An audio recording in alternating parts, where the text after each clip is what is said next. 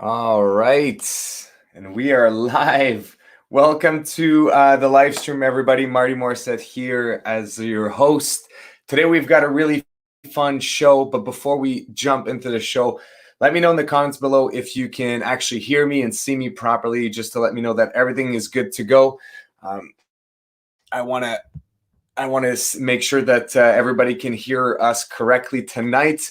At the same time, if you want to let us know where you're watching from, that'd be awesome. So we got someone actually watching from India here. So welcome, my friend. That's got, I don't know what time it is right now there, but it can't be 7 o'clock. All right, so everybody can hear. That's awesome. So let's dive right into this. Tonight, the show will be a really fun show. I've been looking forward to it quite a bit, actually. If you follow me on Instagram, if you've been a part of the channel for a little bit, you know how much constant about how much I like looking, stargazing, and I'm just a huge fan of staring up into the night sky at night. And I know that I can't be the only one. If you're a backcountry enthusiast, camping enthusiast like I am, you love going out, stargazing at the end of a long day of hiking or canoeing is just the reward, in my opinion, of a really hard day out in the backcountry. And if you're like me, up until about 1.5 or 2 years ago, you were just there for the show, and all you were doing is looking up and just be mesmerized by the spectacular show that we get to look up in the backcountry when there's no light pollution. And that is certainly nothing to frown upon. But about 1.5 years ago, I just decided to actually came across this app called Skyview, which is this application you get on your phone, and you can look up into the sky through your phone, and it'll kind of map out the sky for you, give you all these constellations and all that kind of stuff. And with that in mind, I started to want to learn more and more. And then I landed on this phenomenal YouTube channel, Learn the Sky, where Janine, our guest for tonight, who's going to be coming on, basically teaches us the night sky. And she does such a fantastic job. I know most of everything I know about the night sky, I owe it to her channel. Just me kind of listening to all of her lectures, and her teaching methods are absolutely amazing. So I reached out to her, and she's here with us tonight. I'm very excited to have her on.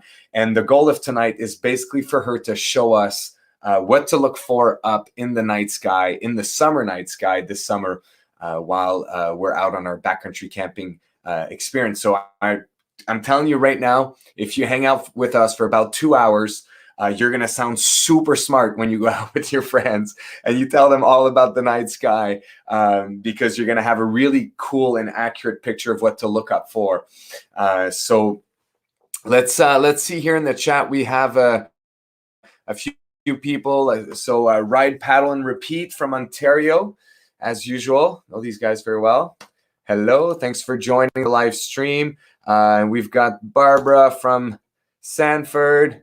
Who else do we have? Two's Cruz from Perry, Port Perry in Ontario. Welcome. Let me know, guys, throughout the show if you have any questions. By the way, you can leave them in the comments below. If you put in all caps before questions, it'll be easier for me to see it, so I can bring it up on the screen, and so we can ask question to Janine. And then at the very end, there's going to be a question and answer time for that as well. So, but as much as maybe you guys are here to hear me talk, we're not. So let's bring Janine on with us, and let's introduce Janine to all of you guys at home. So, hi, Janine. How are you? Hi, Marty. I'm good. How are you? Very, very good. Thanks for joining us. I'm sure everybody, we have someone from Chile. Holy cow. Yeah. Nice. Joining us tonight. I'm sure everybody's going to fall in love with you here tonight from my audience. I know that a lot of your audience is probably part of the live stream as well. So they're already in love with your content. I'm sure they're very excited about your presentation. But before we jump into this, why don't you give us maybe like a 2-3 minute, like, Sure. Who's Janine and why the night sky? What brought you to that? Sure. Well, first of all, thanks for having me. I'm really excited to do this. I know we've been planning this, for quite a while, and I'm glad it's finally here. So, but for me and why the night sky, I was just always that kid that like as soon as I walked outside at night, I was like looking at the stars, trying to figure stuff out. And so I've always been into learning about the stars, and I love learning about the stories and mythologies. But for my day job, my career, I am a school teacher, a high school teacher, and I've been teaching for over 14 years.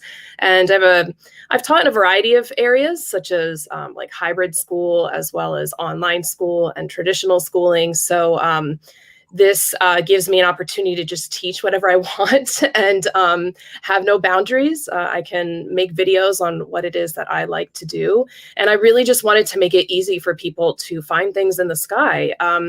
Most of the content that I have created is from the time I was living in Hawaii. And I grew up in Pennsylvania in the United States, and then I moved after graduate school. I earned my master's in education. I moved out to Hawaii for the night sky. I was like, I need to know what it looks like. And when I got there, I never felt so clueless about the night sky because there were so many stars. I've never seen as many stars as I did when I moved there. So I just took time when I was there teaching as a school teacher. I would always go out at night, and especially with my kids, and just, start to learn the sky. And it took me like, I was living in Hawaii for like 12 years. And I would say it took me a few years to get really acquainted. You have to have that whole cycle of learning, or that whole year of observing, and then again, and then again. And so then I always heard people say, I wish I knew what I saw when I looked up. And I'm like, well, I'm going to get started on that. So that's kind of how it started. And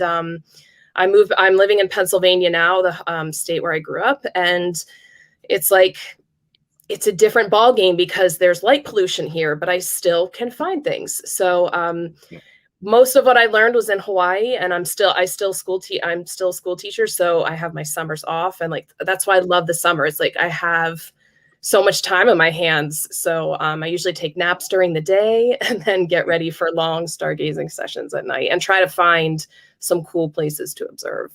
But that's me in a nutshell. Yeah, for sure. Yeah, and the backcountry is a great place to do that. If ever you start to venture out, especially in Pennsylvania, there's really good hiking trails and all that. Mm-hmm. The AT goes right through it as well, right? So I'm sure you can go I've out. hiked, one of the things for me. Sorry, I've hiked part of the parts of the AT, and I'm like excited to get back on it. And I just want to like get my girls up to the capacity of where they can come with me, and it's not just me. And that's why I love your channel, because I see that you take your family out with you, and that it motivates me to do that as well. Yeah, well, the kids are resilient. That's one thing I've learned through this entire experience, is that they can do a lot more than we ever perhaps expect them to be able to. So don't hesitate to push their limits. It's always very rewarding. The thing that I find interesting about the night sky myself, especially learning the night sky, is that it's not the most difficult venture to get down, but it is one that requires practice and time. So patience and practice is something that's important, because once you start mapping it and understanding, like I said, it's not to map out the night sky is not the hardest thing in the world to do, but it is something that requires practice, and it requires for you to go out and to go at it. And that's something I do often. Like I'm lucky enough that I live in the country, so I do have a decent sky, and I'll just go outside at night with my little laser pointer, and I'll just kind of recite the whole sky. And I'm just coming around to a full year of awareness, if you will, of the night sky myself. So the summer sky is the one that I'm the least familiar with, because I started to really learn the circumpolar constellation, which if I'm not mistaken, are the ones that us as a northern resident of the world, we can see all the time. So last summer I started with those, but then as the fall came around, I started to look at the fall sky. So, but the summer sky, I haven't really looked at yet. So I've already looked at your presentation that we're going to be jumping in a second here. And a lot of it was new to me as well. So I'm very excited. Yeah, and you started on the fall sky, which to me, So, I think is the should we just hardest. dive? Oh, sorry, delay. Say that again. You started on That's the all right. fall Say that again. sky, and the fall sky is, I think, one of the hardest to observe because the stars aren't very bright. But in the summer, they're very bright. So I think the summer sky is really easy to learn. Interesting. All right. So maybe without further ado, we jump right into it. Then you do the thing you do best, which is teach us cool stuff about the night sky. What do you say? Let's do it. All right. So let's see if this works. Here we go. Okay. I think it's all yours now. All right. Well, thank you everybody for being here. As I said earlier, I think the summer sky is one that's really easy to learn because there are a lot of bright stars out, and the Earth is in a position where we're facing towards the center of the Milky Way galaxy. So it's the best view of the Milky Way you will have, or maybe not the best view because it's all gorgeous to look at, but it's the brightest view. So that's kind of why I chose this picture, because in here, this is where all the heart of the Milky Way galaxy is. So that's what you can see during the summer months. But you really need to seek out those dark skies to see it. And if you're in the backcountry, this is perfect because the Milky Way, just it stands out. And you can start to identify which constellations are close to the Milky Way, which ones sit inside of it. But before I get started with the constellations, I thought it'd be a good idea just to kind of share with you guys what are some of the celestial events that were happening in the summer. So today, one of the reasons we chose today for this live stream is the fact that it is summer solstice. So summer solstice for it's the not northern. Because it's Father's Day. Yes, not because of Father's Day. And to any of the fathers that are watching, happy Father's Day. And even if you're watching this later, happy Father's Day. But today's the longest day of the year, so it's kind of like we're going to start from after today. We're just going to lose a little bit of daylight each year, 4 minutes less each time, each day that goes by. So a lot of different archaeological sites around the world are based upon the summer solstice, the winter solstice, the equinoxes, because we use the sky as a calendar. And I think that's like one of the things I try to encourage with my channel is like, we are so not used to the patterns of the sky because we have like digital devices always telling us like what time it is, where we need to be. I mean, I live by my calendar. So that's why it's like, I still like to go outside and observe what those patterns are. The new moons are also a really great time to go out and view the stars because the moon is absent. So I put all these dates here, July 9th, August 8th, and September 6th. Those are the new moons for the next 3 months. So if you can like kind of mark those in your calendar, this is a good time to have like a night stargazing session. Maybe you can try to get out of the city if you happen to have a lot of light pollution where you live. And this is the best time to go out for sure, are the new moons. I'm not viewing the moon, but I'd rather it be gone so I can see the stars. I personally, actually, as you know, us backcountry campers, when we plan trips and we go out, depending on the timing and all that, one of the things that we often do is we research sun up and sun down. That's kind of part because it is how we can travel, and having that window is important. But another thing that I've started to do is where's the moon's going to be at, and I try to plan it around. If it's not going to be new moon, is it going to be at a time where the moon's going to rise maybe at 3 a.m. so I still have a decent amount of time to stargaze. It's something I actually have added to my planning now. No, I love hearing that because it's not, and I mean, I put these dates on here as the new moon, but actually like a week before the new moon are great times to go out because the moon is rising later, 3 a.m. Or, if if you're seeing the moon like in the morning time, that's how okay, this is it. Tonight would be a good night to go out and stargaze. So you have kind of a window. And even going like after the new moon, when you start to have crescent, up until the first quarter, or first half moon, it's still pretty decent stargazing because the moon will set. The only thing that's challenging in the summer, I think, is like the later nights, right? It gets darker much later, so you end up staying up much later. That's why I find, I take my naps during the day, and just because, because I can. I'm a teacher. I've earned my break. But I'm glad to hear that you're incorporating that into your plan. And then another really great, and Marty, I remember when we first met, we were talking about the Perseids and how this is such a neat meteor shower. So the Perseids meteor shower occurs like mid-August, and it actually lasts for a couple weeks, but the peak time of it is August 11th to 12th. So if you know to, again, kind of mark it in your calendars that you can get out during this time, then the Perseids is I would say one of the top 3 meteor showers, simply because the amount that you can see. And it really is different on different parts of the world. I've seen some of the Perseids, they're not as strong, but then there's other times I'm like, wow, I saw a lot that night. So it really it depends on where you are in the world. The Perseids have a soft spot for me because that's how I was introduced to stargazing as a kid with my dad. For some reason, he was always aware of them.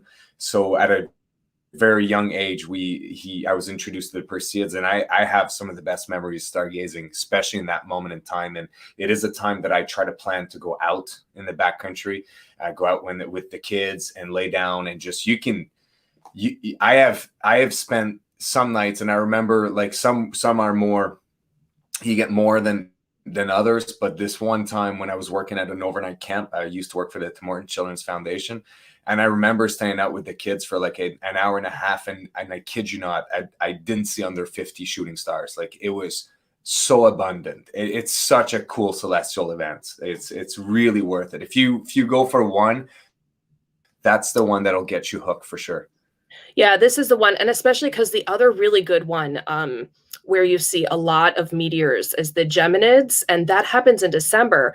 But, December in the Northern Hemisphere is cold. So it's challenging to go out. But when I was living in Hawaii, I saw one of the last year I was there, I had the most amazing meteor shower of the Geminids in December. And, you can like lay out on your lawn in Hawaii. So it was great.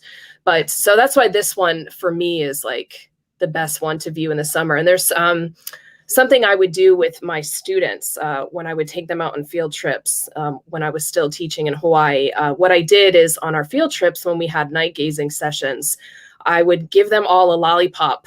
And you can try this with your kids, Marty. I've done it with my girls and they love it. And I tell them, and when I was giving these to my students, I said, okay, this is for your stargazing session. When you're outside, no phones, no nothing. And you're not allowed to talk for 30 minutes. No talking. You just have to observe. And it was challenging, but eventually, like by 10 minutes, everyone's quiet, quieting down. And after this experience, what I would do is we would not just talk about what we saw, but like kind of what we felt. And some would journal, and it was a very like kind of open-ended assignment. Remember, this is a class, even though they're on a field trip, it's still a class. And it was really great to see, what is it that went through my students' head. And then I did it with my girls as well. And it's like, it's hard, but just to be an observer, and everyone's going to see something different. So I always love doing that with different groups of people when I get the chance. My kids will tell you that I would be the one having a hard time staying quiet, though. Yeah. I can just picture my girls. They'd be like, you have to be, they'd be hushing each other up. That's how it always goes. the one, they're always more concerned with what the other's doing than themselves, but it's great. All right. But for our next slide, what I wanted to put here is just some basic stargazing tips. And you would be surprised, like every time I teach an astronomy class, I go over these basic tips, and my students are always like, yeah, I never thought about that. Yeah, that's a good point. But the first is like, learn your basics. And there are so many resources out there. I remember when I first became a teacher till now, like, you know, the dawn of the internet has just made everything so awesome because you can see so many resources that are out there, and we can always share those with you, you know, towards the end of the live stream.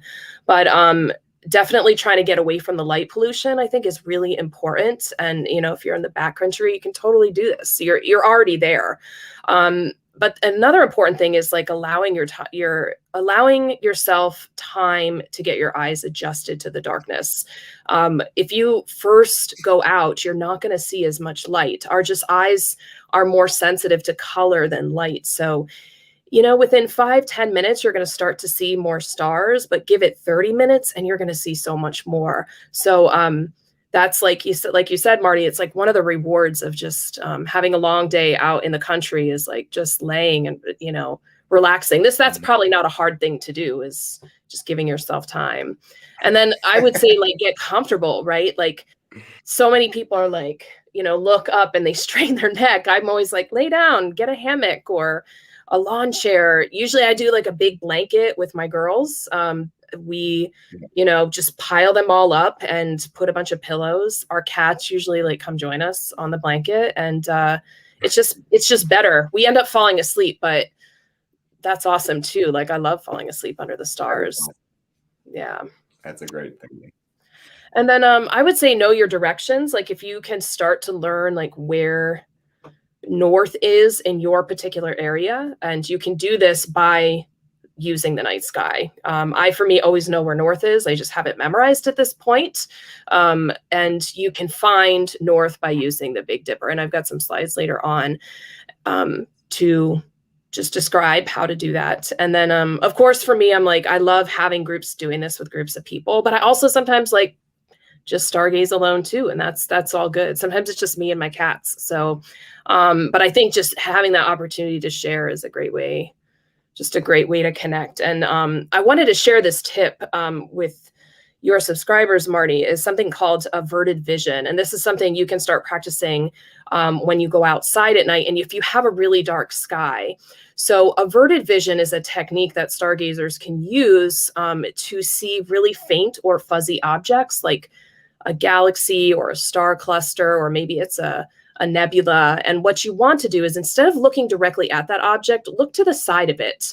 And the reason for that is because, like in this diagram here, right at the back of our eye, we have color detecting cells, but on the side of our eye here, we have light detecting cells. So cone cells here, rod cells right here. And so when you're looking to the side of an object, it'll become in sharper focus for you. So try practicing that when you go out and you see like little fuzzy areas and it looks, you know, it's like a fuzzy patch, but look to the side of it and then it'll become into sharper view. I don't know if you've ever tried that before, but it's it takes a little practice because it's like using your peripheral vision to look at the stars, which can be challenging, but that's something that, you know, practice. Last November, I was out in Algonquin Park, and we had like the perfect weather, no moon, nothing. It was perfect. And it's just at the same time I'd learned about Andromeda Galaxy, which we're going to talk about because I think it's one of the coolest objects in the whole world, in the whole sky, I should say. It's the oldest light that we can see, unless I'm mistaken here. And Janine, you do correct. Yep, you're right. Make mistakes. It's the oldest light we can see with the naked eye in the sky, and it's an entire other galaxy, which I believe it's much bigger than the Milky Way, it is a galaxy, pinwheel galaxy. Anyways, and I knew where it was in the sky, and we had perfect dark sky, and I couldn't see it. And you use what's it called, Cassiopeia, to get to it. And I would look at Cassiopeia, and then on the side, I would kind of see that faint. And then I would look at it and I'd be like, I can't see it. And then I kind of landed on that technique just by accident. I had asked you last year. Yep. When we connected. Yeah, no, that's actually a pretty common. It's a good technique to use. And like, I think people do it naturally but they may not understand like, well, why can I see it clear? And, you know, but it's definitely, it's a technique that takes practice to just use your peripheral vision, or that, you know, stargaze, you know, astronomers would say averted vision.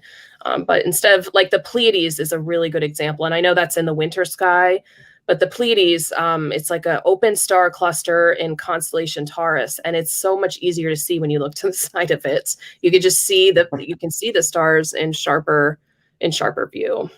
But earlier I was talking about how to find the North Star, and Marty, you mentioned earlier, like when you're starting with the sky and learning how to find the constellations, the circumpolar ones are the best ones, I think, to start with. If you're living in the Northern Hemisphere, I know we have someone here from Santiago, but you may not necessarily see the winter or the circumpolar constellations, but those are the ones that you can see all year round. And here you can use the Big Dipper, which nearly every culture around the world knows what the Big Dipper is. It just has a variety of names.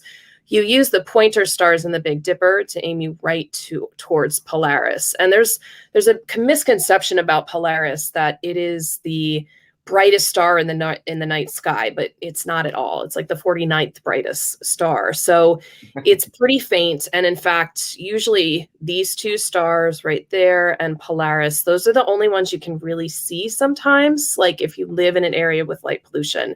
But these other four stars are kind of faint. So I wanted to show you a picture of this. So if you look to kind of towards the left side, and this is kind of my strategy, is like, let's look at pictures, let's see what we can point out, and then I'll eventually point it out for you just to make sure we're on the same page.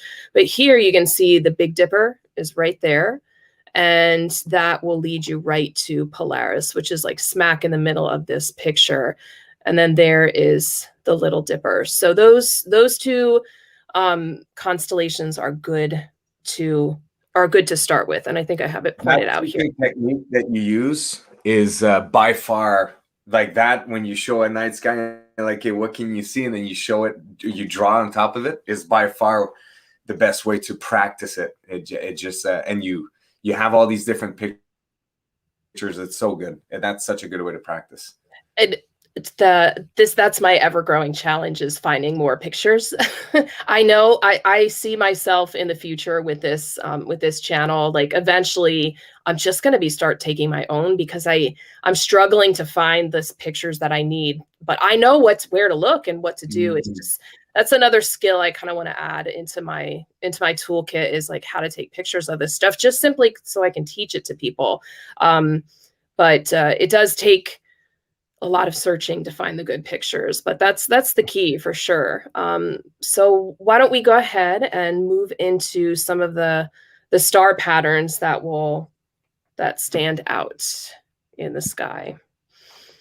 So, all right. So whenever I point out or teach the constellations, one thing that I always do is I use the star maps from the International Astronomical Union. So for astronomers who are, that's their profession. I'm not a professional astronomer. I consider myself to be an amateur astronomer. But the International Astronomical Union, they are the organization that created the boundaries as what scientists use. But there's a lot of variety of star patterns depending on the culture that you're looking at.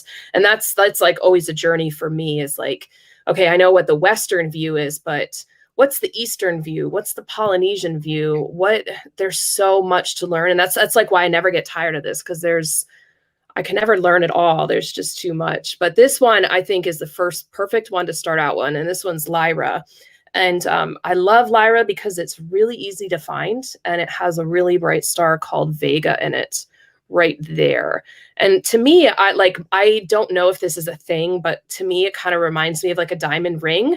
Like here's the ring part, and the star is like a diamond on it. But it's known as a harp, and there's a lot of cool Greek tales that go along with Lyra, such as what is it?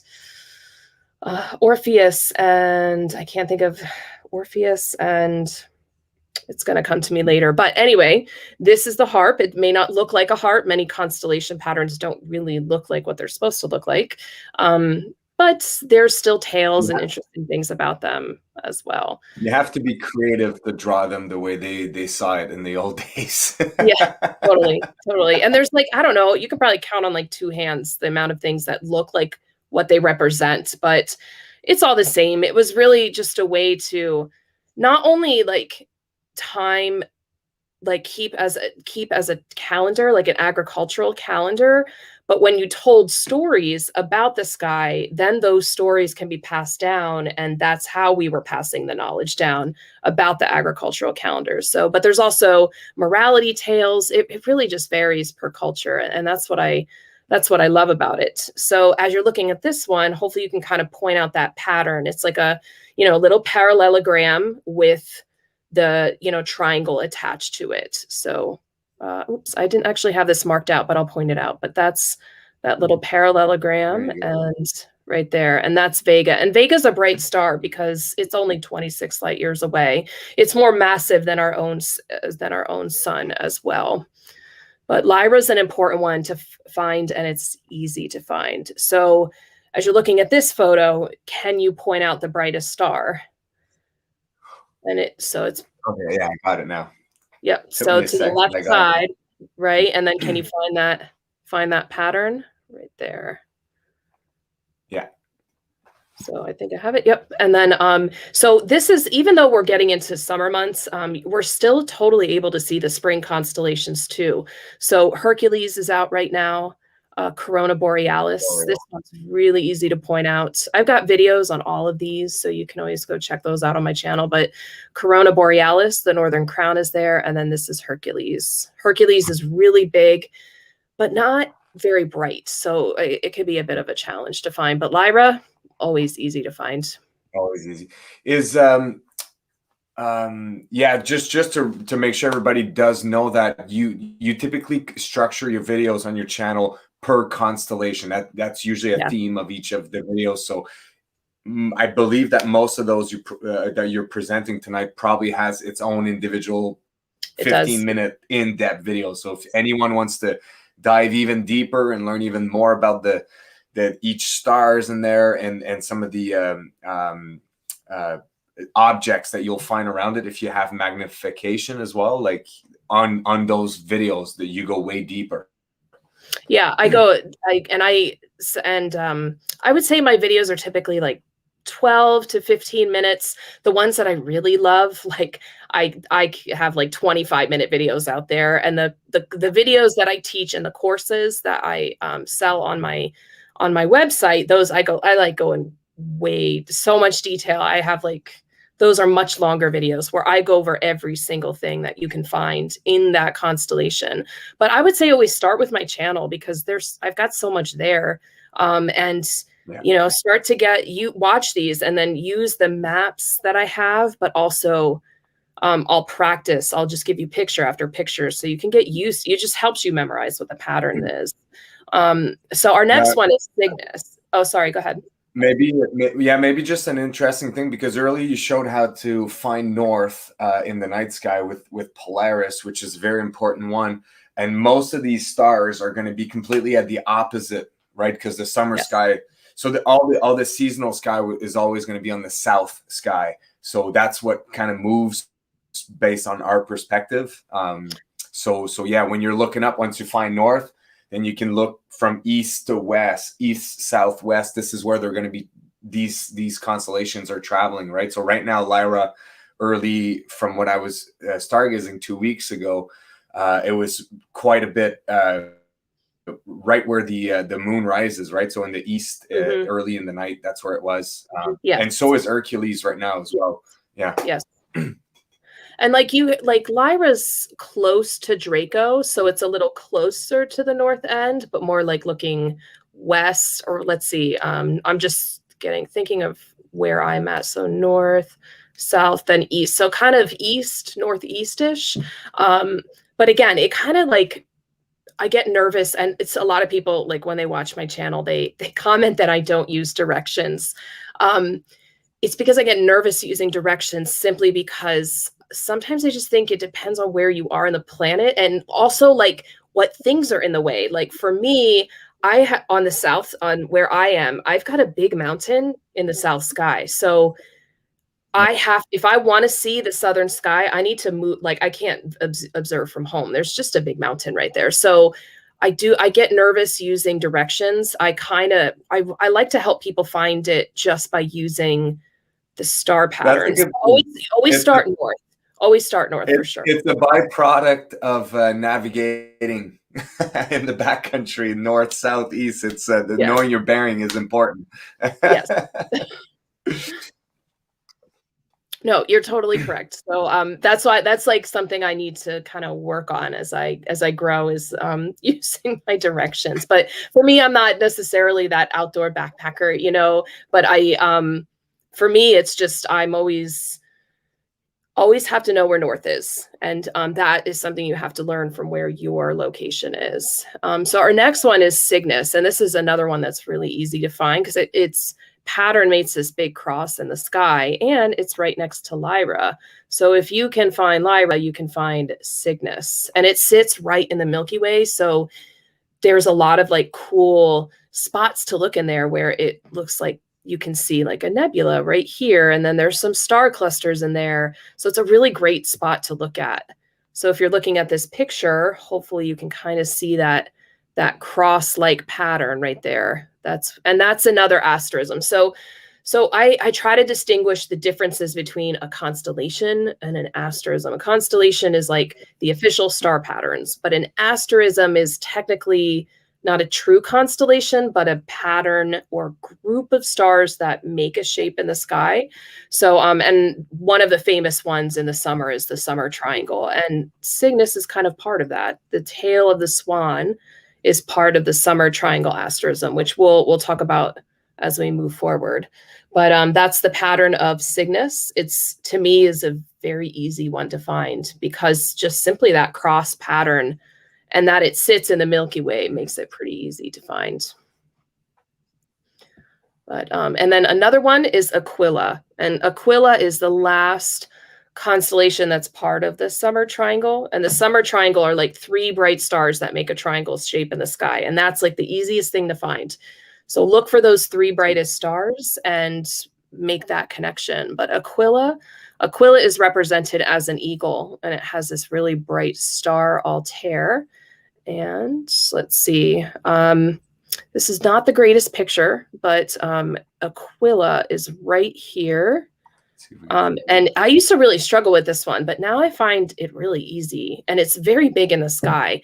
So as you can find these 3 bright stars right here and make out the side wings. And let me just point it out here, but that's where Aquila is. And I would say most, like, Altair really stands out. Sometimes it's harder to see the other star patterns with Aquila, but I know I've got some other pictures in here. Once I get to the summer triangle, I'll show you how those 3 constellations are kind of connected. And then when you start to see Aquila, these right here are actually the autumn constellations. So Capricorn, this is Aquarius, which I think is really challenging to find in the night sky. Aquarius is hard. Yeah, it is. These are pretty hard to find. But these right here, this is the zodiacal constellations. And that means that the sun, moon, and planets pass through these constellations. So it's just like if you're a zodiacal constellation, the sun is going to be passing through your constellation at some point.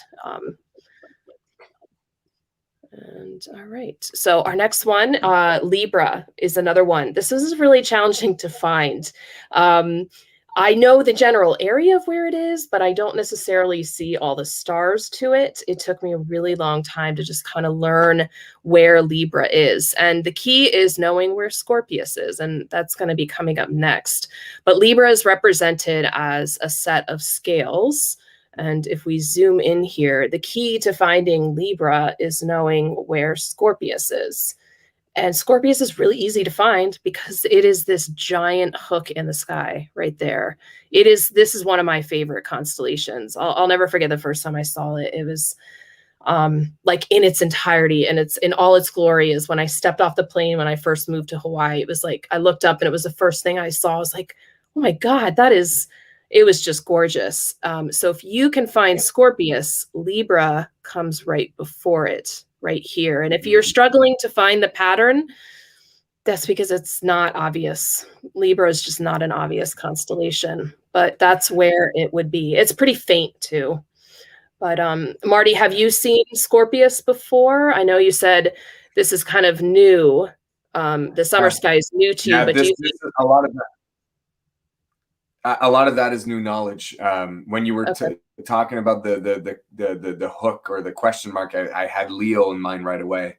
But Mhm. no, I'm actually, a lot of this is new to me, and I need to go out and look for them and try to figure out the pattern. And even like when you can't see all the stars, like you have to trust the pattern. You know what I mean? And then you have to keep looking and use like averted vision. Is that what it was called Yes. earlier? Mhm. And really like trust the pattern. Like the stars are there. If you can't see them, they're still there. Yes.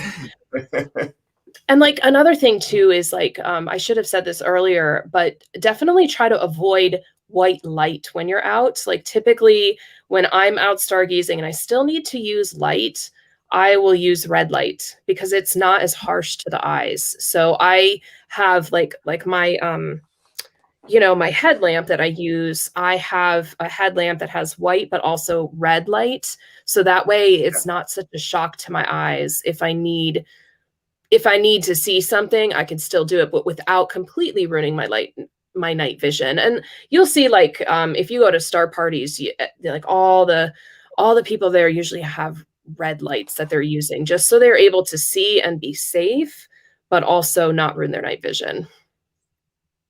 Hmm. And that's one thing too that I find using the app hard with. Like when I use Mhm. the Skyview app, is that it does blind you. So like I look at it through the phone and I can see, okay, like it's right there. And then I take it out and it takes me like 20-30 seconds to regain the vision. So if I've actually been meaning to buy myself a map of the classic like wheel map of the night sky so I Yeah. can look down and then look Mhm. up. It might be easier. Yep, and I've done a variety of strategies. Sometimes I'll just go outside, like, and I'll just stare and stare, and, like, I'm like, "I know that's something. I know it's something. I don't know what it is." So I'll go inside for a little bit, and I'll usually find, like, my star map or I have a planisphere or a star wheel, and, I'll look, and then I'll go outside and, "Okay, can I see it?" And there are times it's taken me a couple days, like, or a couple nights to figure out what am I looking at, but once you know it, and you can see That's it. very true. Yeah, Once you know it, you cannot unsee it. Yeah, yeah, that's very true. and I think, like, as I move forward on my channel, like, I always think about, like, I'd love to learn Chinese astronomy, but it seems so overwhelming for me because their patterns are so different from Is what that I right? learned. So, it's like the ability to look at the stars through different lenses. I think, it can Wow. be a challenging thing, but for the official star patterns by astronomers, that's what I start with. But I know it's really interesting seeing what other cultures. And you've got, what is it, 86 constellations? Is it 88, 88. 88? So yeah, and I mean it takes you a year to see the ones that you can see. Yeah, So it's a lifetime worth of learning, to be honest. That's also the fun part of it. It just never ends, yeah, right? You'll focus on a little part of the sky for one mhm, season, and 3 months later it's gone. So you got to move on yeah, to the yeah. next one. No, absolutely. And as we're looking at this picture, like, this gives you an idea, like, as you're looking through right here, you can see the Milky Way. So this is like, and I know if you're in the backcountry, you may not be able to necessarily have binoculars with you, but if you ever do get a chance, like, these are great areas to look at with binoculars because you're gonna just see all kinds of stuff, and um, it's incredible. And one thing I kind of do is, I always, like, when I'm practicing these with students, is I'm always toggling them on and off. And you want to look for, like, the bright stars, you want to look for the shapes, what is it that you can see, and once you learn it, you have it. So here, like, this is Libra, we have Scorpius here, and this is Sagittarius, or a part of Sagittarius. It's not the entire constellation, but it looked to me, Sagittarius has that asterism called the teapot. So here's the Mhm. handle, here's the spout, and out of the spout is where the steam of the Milky Way is. And this is the little top. So this is one that's really obvious that stands out in the sky as well. So look for that teapot shape. And when you find it, this right here, this is like the heart of the Milky Way that you're looking Yeah. at. So it's a cool perspective. Like, when I'm looking there, that's the heart of the Milky Way. It's really awesome. And it's humbling quite a bit too. And and when you look at it, through the teapot there, um, all the crazy pictures of the Milky Way probably comes from, in Yes. our case, the summer night sky, because it is way more intricate what you see Yes. looking inwards towards the middle than looking outwards, right? Like a lot more gases and black, whatever you see in there. Yeah. It's pretty impressive. That the pictures are insane. And the kind of objects that you're going to see too, you're mostly going to see star clusters. You'll see some nebulae. But what you won't see a lot of during the summertime are galaxies, because the Milky Way is hiding all those galaxies, because the Earth is oriented towards facing the center of the Milky Way. So the summertime is not to see any far away galaxies, but the best time to see our own, because we're facing the brightest part of it. So so you'll see a lot of like star cluster, nebulae, like that's what you're looking Everywhere. It's the middle of the Milky Way, such a turbulent place, right? It's full of events, of explosions and whatever that might be. Yeah. And at the center of all galaxies, what astronomers believe at this time is that there's a supermassive black hole at the center of every galaxy, including our own. So I know there's this is like a week ago, I found like some different data about that. Like perhaps there isn't a black hole at the center of the Milky Way, but I need to study that a little bit more. Yeah, I thought that was Hawking's work more than anything, right? To map those out, unless I'm completely mistaken. But yeah, I think it's a pretty, talking outside of my what I know, but I'm pretty sure it's a really well known fact that most of it is most of them do. So when I saw that research, I was like, oh, I'm gonna have to spend more time on that to understand that. But here's again here's Scorpius, and it has like that just giant hook shape there. But what I like about this map is you can see the ecliptic, and the ecliptic is the path of the sun. So that's where the sun moves in that line, as well as the planets, as well as the moon. So any constellation technically that touches this blue line is a zodiacal constellation. But most of us think of like the 12 zodiacal constellations, but there's technically like 23 if you really want to get technical.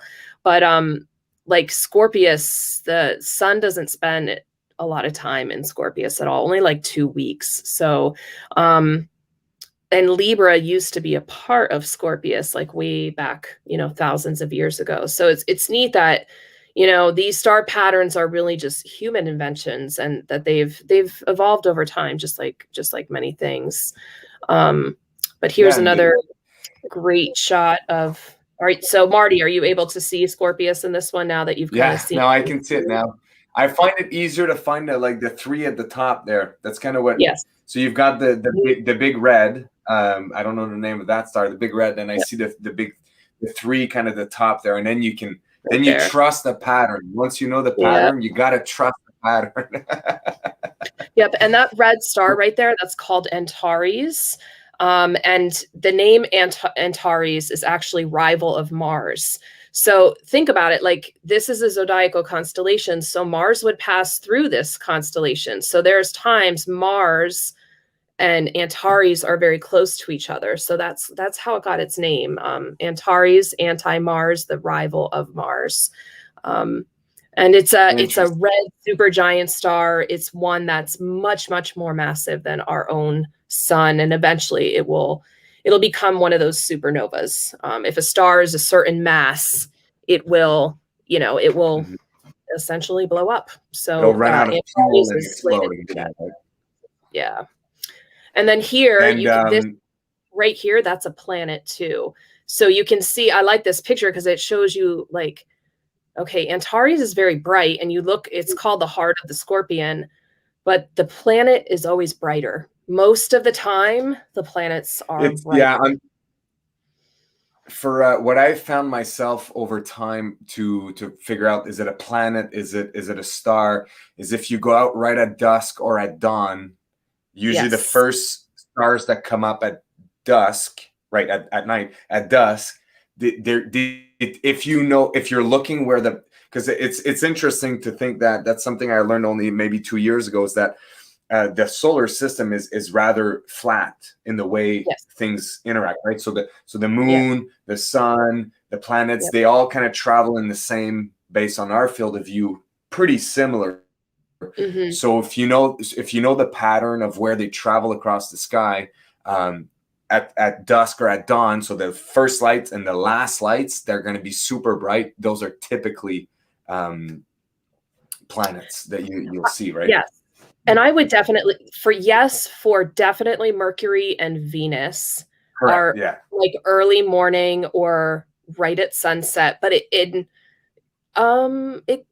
Jupiter and Saturn too, but it kind of can depend on the time of year and which constellation they're in. So I think Jupiter and Saturn and Mars, that rule can't always apply. But for Venus Okay. and Mercury, yeah, early evening or early morning are the best time to see those. And I have to be honest, like Mercury is not a planet I can confidently say I've seen. It's so low on the horizon, and if there's any cloud cover, you're just not going to see it. So, but Venus is not there very, for very long.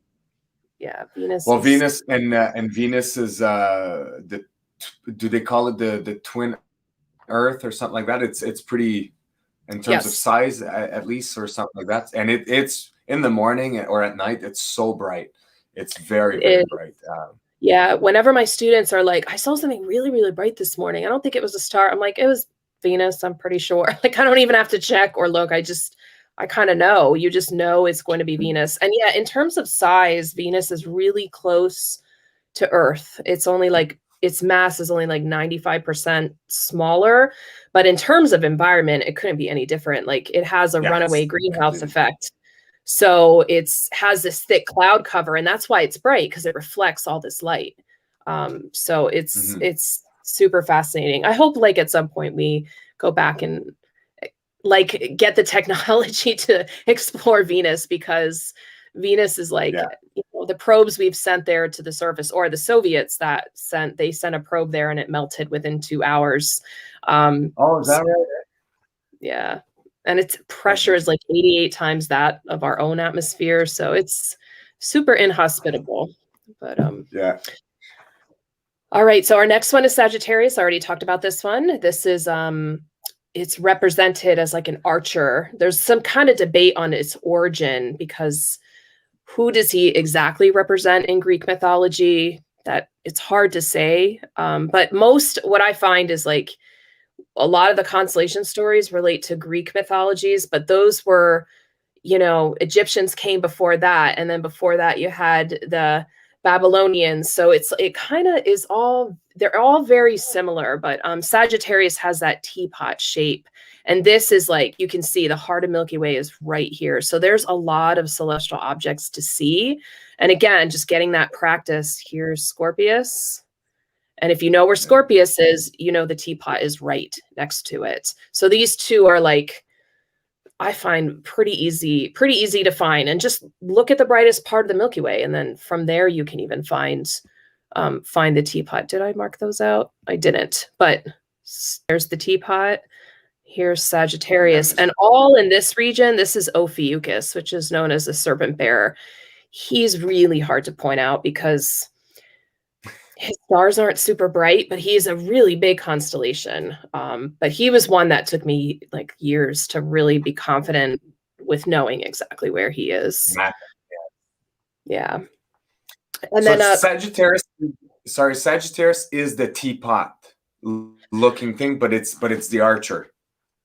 Yes. So the teapot is like an asterism, which is not a true constellation, but a pattern that astronomers recognize.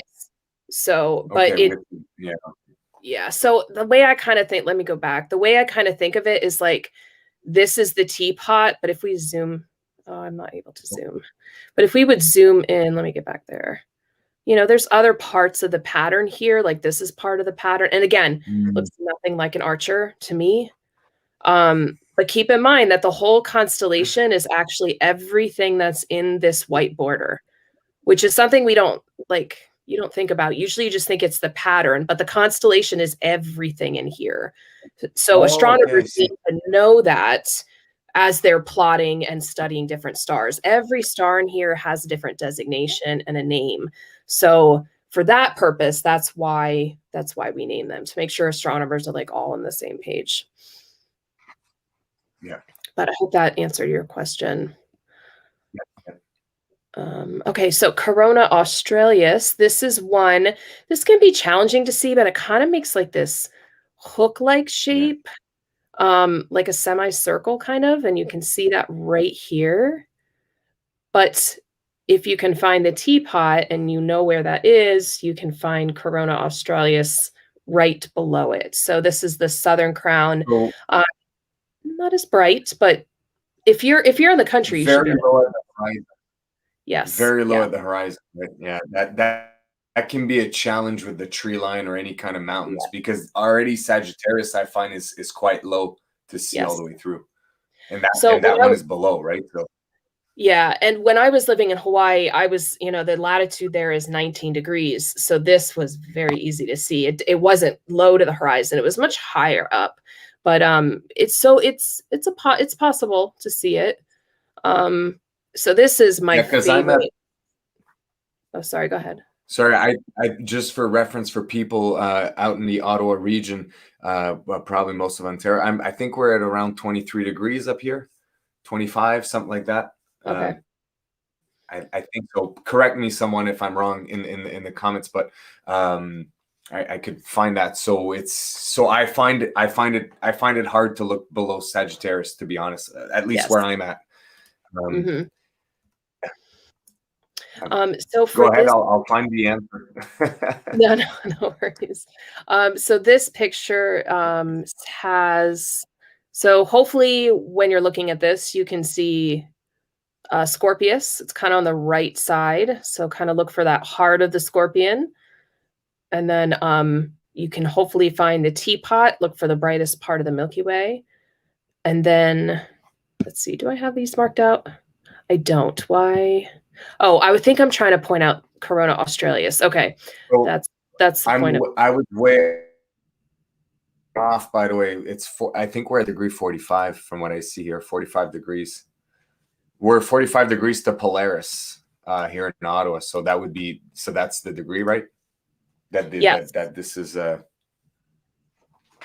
Yeah, and that I think that like however many degrees Polaris is off the horizon, that's your latitude. That's that's right. yep. So you can use Polaris to help you find your latitude, for at least for the if you're living in the northern hemisphere. So it's 45 degrees for us. And just a fun fact about Polaris, because I always thought that was fascinating. Back in the days when people came from Europe, and they crossed over the Atlantic Ocean, and they were like, we're going to use the stars to navigate. Unless from my little bit of research, what I understood is that what they figured out is that if they kept Polaris to their right, they knew they were traveling west. But more importantly, if they kept Polaris at the same level of degree to the horizon, they knew they were traveling straight, right? So if Polaris was at 45 degree the entire way from the horizon, and that I believe that's what this round looking like I don't know, like measuring device they were using to travel with this was to really see the degree to which Polaris was at. Yes, a sextant, is that the sextant? Is that the instrument you're talking about? I think. But yeah, I think so. I mean, that might. And the Polynesians would use like their own similar methods, but they wouldn't be using the North Star. They used Arcturus, which is to them Hokulea. That's what they called that star. That they use Spica as well. So they use their own set of stars for navigation. And I find Polynesian celestial navigation is amazing to me, how they were able to use the stars to traverse an ocean. I just when I was in Hawaii, I had the opportunity to I wasn't on Hokulea because it was doing its worldwide voyage, but I had the chance to ride on Hikianalia, which is modern day replicated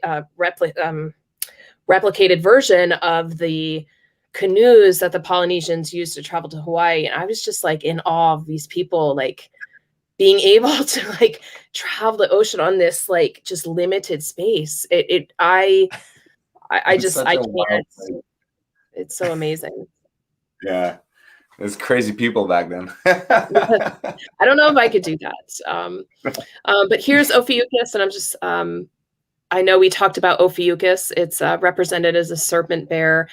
This guy has a lot of like celestial objects again, because like we're looking towards the Milky Way. So you're seeing there's a lot of star clusters here, all these like kind of little yellow dots on the screen. Those are all star clusters. And it's right above Scorpius and Sagittarius. So I used to struggle pointing this one out. So if you kind of get some orientation here, this is a planet, but here's that bright star. That's the head of Ophiuchus. And then Ophiuchus is actually holding a snake. And this is the only constellation that's kind of broken up into two where they're not connected. And one is the head of the snake, and the other is the tail of the snake. So Serpens caput is, and I'm not even sure I'm saying that properly, and then cauda is the tail. So you can use Corona Borealis to kind of find this triangle-shaped head of the snake. I can see this in my area, even though I have a little bit of light pollution. So it's one that might be challenging if you have a lot of stars out, just because, star pollution is a thing in the backcountry. But yeah, let's see. That's where Ophiuchus is. So if we look at this, I kind of go back and forth between the two. To me, this is what stands out. That's the head of Ophiuchus. And then what was that? You can see him holding the snake almost. Right? Yeah. You can see him holding the snake, right? That's cool. Mm-hmm. He's big too. And actually the sun spends more time in this constellation than it does in Scorpius. So sometimes people will say this is the 13th zodiacal constellation, and then I'll read funny articles like NASA's changing the zodiacal constellations. I'm like, no, they're not. They're just acknowledging that this one, the sun passes through this constellation. Yeah. So, and this is one I grew up. I never heard of Ophiuchus. I never heard of this constellation until I started studying this. So, and there's like a lot of rich history about this constellation. So if you want to learn more, definitely go see that video I have, because it's really fascinating. Yeah. But I'm going to fast forward a little bit because I wanted to get to this slide, because to me, this shows everything that I've taught so far. So as you're looking at this, towards the right side, you should be looking for Scorpius and Sagittarius, the teapot looking one. But on the left-hand side, hopefully you can spot out the three brightest stars, and they make a triangle. So yeah, right here, there's 1, 2, 3. So that's the summer triangle asterism. And then the brightest star of the summer triangle is Lyra, or Vega is the bright star, but the constellation is Lyra. And I'm not sure how, hopefully everybody can see this and they're on bigger screens. I know my screen is a little tiny, but yeah, here's Cygnus. And then here's that's the cross, right? Yep, that's the cross. And the cross is again another asterism, so a pattern within a larger pattern. And its wings go out wide. And then here is Aquila, which I think that star pattern's a little hard to point out if you don't know what you're looking for. But yeah, so Marty, do you think you can see some of those kind of? Yeah, I can definitely see. I see Aquila not as much in this one. I find it easier with we were talking about this with less star pollution Aquila. So in my night sky at home, in the like at the end of the summer, it's way more west in the night sky, and I find I can see it pretty decently. Honestly, on this picture, I can't see it, but Lyra and Cygnus, I can spot pretty well there. And then on the right hand side, oh, go ahead. No, I think you were saying how Aquila is hard to point out if there's a lot of star pollution, and I agree with you. I struggle to see it if I have a lot of stars, but in like where I'm at now, there's some light pollution. Aquila is like so easy to see. So, you know, it's going to be a challenge, you know, but once you know the pattern, you know it. So, and you know that if you can find these, then eventually you'll get this one. But this is the harder constellation. So you're saying on the right side?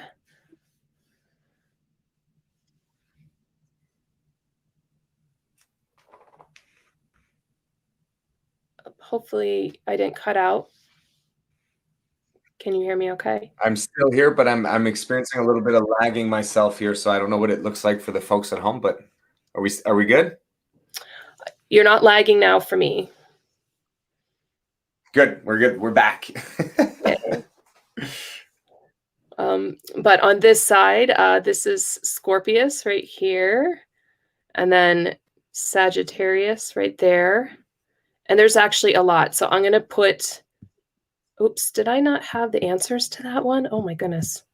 I should have had the answers to that. There's a lot here. Like you've got Ophiuchus up here. But I would say, you know, when you're starting out, if you can point out Scorpius, Sagittarius, and then the 3 constellations in the summer triangle, you're pretty golden. That's a great place to start. All right, so I'll keep moving forward. So now asterisms, I've been talking about these the whole time. These are just patterns within patterns or bright stars that can connect to make a pattern. So the summer triangle, that's what it looks like. And it has those constellations and then those bright stars. So Altair, Deneb, and Vega. So again, if you're trying to sound fancy with your friends, those are good star names to learn.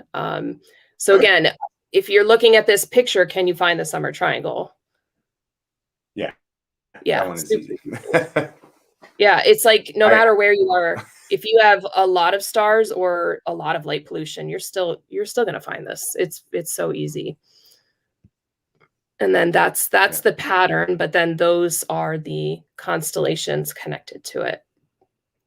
And it takes up a good amount of real estate in the sky. Yeah.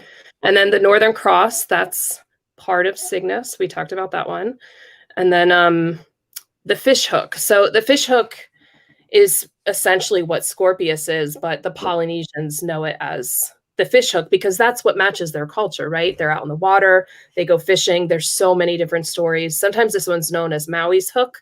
I think this one, like, I was gonna say, because is that from what's that show? Not the show, the Disney movie, the Pixar movie. Moana, right? Moana. Yeah, that's Maui. Okay.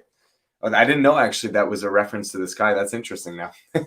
Yeah, and there's many legends about Maui, and the legends of Maui really vary depending upon which island you're on, as well as which Polynesian culture you're talking about. But with the Hawaiian stories about Maui's hook, this is the hook he used to pull the islands out of the sea. So it makes sense to me, right? It definitely looks like a fish hook. So they're more connected to the ocean and fish, but essentially it's the same pattern as Scorpius. And then the teapot is right there. I know I've already mentioned that. And think of the steam coming. I was looking at it completely the other way around. Oh yeah, the steam coming out of the teapot is like the darkest part or the most densest part of the Milky Way. And then I wanted to go over, I know you mentioned, even though we're talking about the summer constellations, I wanted to teach your subscribers how to find the Andromeda Galaxy, because now the Andromeda Galaxy is something you would see in the fall time, in the autumn months is when it really comes out. And that's when we start to see more galaxies in the sky. So like spring and autumn are the best times to see galaxies because we're facing away from the Milky Way. So the Andromeda galaxy is kind of like the sister galaxy to the Milky Way. It's twice as big in size, and it's about 2.5 million light years away. So that's how long it takes for the light to travel to us, is 2.5 million years. So the best ways to find, there's two strategies I want to give you on how to find Andromeda. So I would say Andromeda, you can start looking, I would say by September, you can start seeing Andromeda. And it's all like the later you stay out, the autumn constellations are going to rise. So there's two ways I find Andromeda. Cassiopeia will point to Andromeda. So she's right here. The part of Cassiopeia that looks like a right angle, you can use as an arrow to point you down to Andromeda galaxy. And now that I'm pointing to Andromeda, and I think I didn't have it marked, but this right here, it kind of looks like a disc-like shape. And this is something you practice and train your eye to see. And this is definitely an object you use averted vision. Look to the side of it and it'll become more apparent. But right there, that's the Andromeda galaxy. So you can use Cassiopeia to point you down. For the folks at home, this is a really wide view of the night sky. Like Cassiopeia appears much like, I couldn't find Cassiopeia, and that's sometimes the challenge in the pictures, depending on how wide of a view, because Cassiopeia is so big in the sky from our perspective, right? Yes. And what size would you say you could see Andromeda? Like it'll look like maybe it's always faint. But with the averted vision technique, to me, I feel like I've seen it as big as maybe a little smaller than the moon in terms of the size to which it'll appear in terms of, Yes. But you do have to look away. I'm glad you mentioned the size of the moon, because that is because something I don't teach very often, maybe because I'm not super comfortable teaching it, is like you can use, like when you put your hands out in front of you, you can use different techniques and shapes with your hand to measure degrees in the sky. So if you hold your thumb out in front of you, I'm trying to do this on the camera, it's not going to work out so well. If you hold your thumb up in front of you and you kind of wink one eye, your thumb, and this works pretty much for everyone, your thumb should cover the moon. That's about 1 degree in the sky. So you could try that with Andromeda galaxy too. It's about the same, 1 degree in the sky. And it really just has this disc-like shape that's kind of fuzzy. And there's nothing else that you can see in the sky that has that shape. So I want to show you a closer picture so you can probably immediately see where it is in this photo. Yeah. So any photo where I'm looking at a really wide view, I just look for this needle-like disc shape, and I know that's how I practice finding Andromeda, like using other pictures. So the second technique I wanted to show you, I must have had these out of order, but the other technique is by using the stars of Andromeda. So I know that Andromeda and Pegasus are connected. And so if I can find the great square of Pegasus, it's huge in the sky. It's so easy to find in the autumn sky. You find where Andromeda is connected to it. So the technique I was taught is you bounce through the stars. You go 1, 2, I didn't do that right. Hold on. 1, 2, 3, the third star up in Andromeda. And then you can bounce right over there and find the galaxy. So it's again, it's all depending upon your view and what you can see. Can you see Pegasus and Andromeda more? Then you're going to want to use that to help you find the galaxy, or you can use Cassiopeia like I was showing you here. And then, so again, to go that technique, this is part of the great square of Pegasus, the first 2 stars. You go 1, 2, 3, and then Andromeda is next to that third star of Andromeda. So that's the technique I use when I really am trying to find it. Too, typically as well in the fall sky, Cassiopeia is pointing towards a way where the pointer stars you're showing in this picture is pointing kind of based on our field of view pointing kind of like more towards the middle of the sky rather than towards the horizon. So in the fall, I find it easier to look at it like that. And another cool thing about Andromeda Galaxy is that it's the oldest light that we can see with the naked eye, but we're also on a collision path with it, right? Yes. So Yeah. like you got to think like billions of years from now, I don't know how long, we're actually going to collide with it.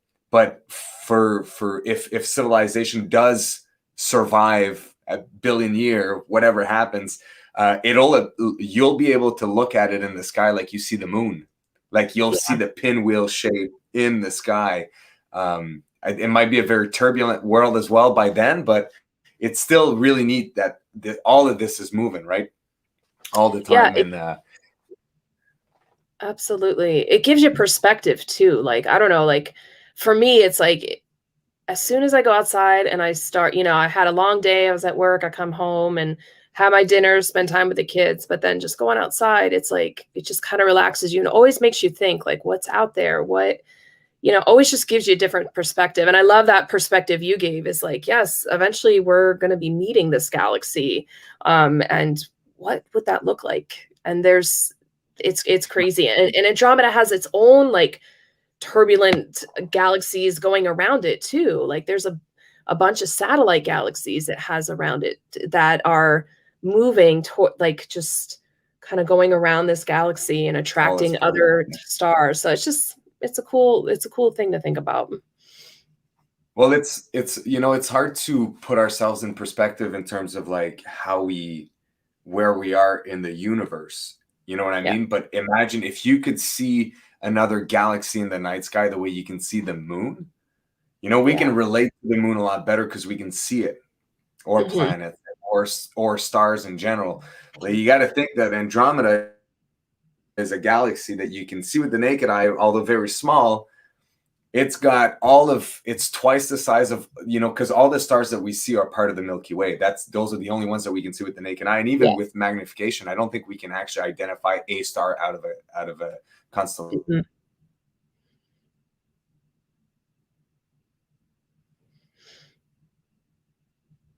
Unless it would be insane. It would put a lot of perspective, right? Yeah, it's neat. All right. Well, I'm going to keep going through. I do have some like other quick things I wanted to share.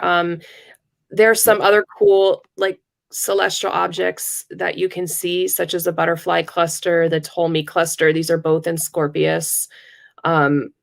I love these type of pictures. That's why I always include them in my videos. This is not what we would see. These are longer exposure photographs, but it allows us to see the detail and like beauty of these different areas. The Cat's Paw Nebula is another really cool one that you can see with the unaided eye if you have dark enough skies. The Lagoon Nebula, this is part of Sagittarius. It's like near that heart of the Milky Way galaxy. This is like a star forming region. You can see this with the unaided eye if you have enough, if you have a dark enough sky. So there's a lot to see, and you never quite stop learning when you study the sky, for sure. So, well, the next part of my presentation, I have some practice slides. So I don't know if we wanted to take some questions, or we just maybe do some practice. I know, Marty, you like the practicing because it gives us time, That's when I realize how terrible I am. That's why I like it. Yes, no, but if anyone at home has any questions, drop them in the comments below. You have to realize that Janine just gave us like a lot. Like if you just looked at this presentation, it is overwhelming. I'm right there with you. Like and you go outside and you try to find the patterns. In all honesty, you might be quite overwhelmed. So what I do recommend is, now that you know perhaps what to look for and the different shapes in the sky, or at least like the different constellation to look for, on her website she has way more detailed version of in details of it on her YouTube channel, sorry, of each of those constellations. So you can go there and you can go and listen to it. But if from my experience, take one at a time. One new constellation, go out, use a star map, use Skyview, the application, to help you out. I think to see all the constellation, you actually have to buy it. I can't remember how much it is, but use those tools and become really comfortable with one at a time. If you try to go out and map 6, 7, you're not going to remember any of them the next day. So take it easy. But this is if you have questions, it's time to ask. And then we're gonna jump into the practice rounds. And if you want to participate at home, feel free to, as she kind of shows the slide, if you see something, don't be scared. Type it in the comments and I'll bring it up and we'll go like that. Keep that interactive. All right, sounds good. And yeah, I definitely, I just want to echo what you said. It is a lot of information. Keep in mind, like, this is like like a decade worth of knowledge. I've been, you know, carefully crafting these presentations to make sure people can see it, but it does take time. I say it after every video, just give yourself time. It takes patience and practice, and it doesn't come in a night. For me, some things I see right away, and other times I'm like, why did it take me years to find that when it's like right there? But everybody's kind of on their own journey with that for sure. And Yeah. just, you know, go out and enjoy it, and you know, you'll see it when you find it. So this so now we'll go into like, right. Can you ID it? Can you ID this? Now, before Janine gives the answer, I want, if people want to try to type in there, if they know which one it is, go ahead, and then I'll be giving my best guess after, and we're gonna test my skills. So I see Vega in here, which is part of which is the brightest star, part of Lyra as the constellation. Am I right? Yes. Yep. That is definitely Lyra. I call it the diamond ring because that's what like I see, but you know, it represents a heart. But yeah, Vega's really, really bright to see. And I think Vega kind of became a really like one of those well-known stars. Like if you ever see the movie Contact with Jodie Foster, Contact was a book written by Carl Sagan, and you know, in this story, a message comes to Earth from the star Vega. So that's kind of like a lot of people make a connection to this pattern from that. Is Vega not one of the biggest star in our galaxy? No, it's bigger than the sun, but only by like 2 times. There's definitely bigger stars out there, but it's one of the closest, so that's why it's so bright to us. And it's a bluish color star. So with stars and colors, like, and I don't go into much on my channel about this, but eventually I will. The star color is dependent upon its temperature, which also often relates to its size. So the bluer stars burn hotter, where the redder stars are cooler. So, but it's harder for us to detect star color. Our eyes are a little bit better at detecting light than the color of stars. So for this one, and I'll move my cursor here so you can see the whole thing. There's definitely a few in this one. There's a few in this one. So if at home you guys have any thoughts on this one, I see 2 personally myself, pretty well, which I think that's probably the point of this slide. And I'm trying to see if I can see. I can't remember what's around. That's the problem. But okay. So I see the teapot, which is out of Sagittarius, right? Yep. Very good. And I see the hook, which I can't remember what the name of it is. What's the hook? What's the name of it? Scorpius. Scorpius, that's what it is. Scorpius, there we go. Yeah. Think of like a scorpion's and then tail. Right? What's the name of that red giant there? Antares. Antares, that's what it is. Yep. So this is Antares, called the heart of the scorpion. It's a red giant star. And actually right here, if you ever get a chance to see this area I'm circling with a pair of binoculars, there's some cool little clusters that kind of surround that star. And it's a super fascinating to see like under magnification, which I know is not always, not everybody has a telescope or binoculars, but, go to a star party, like where amateur astronomers gather, and then you can use their telescopes and get a chance to see that stuff. I definitely encourage that, but I know when you're in the backcountry, it's hard to carry a bunch of equipment with you, but you'll still be able to see like the phenomenal sky.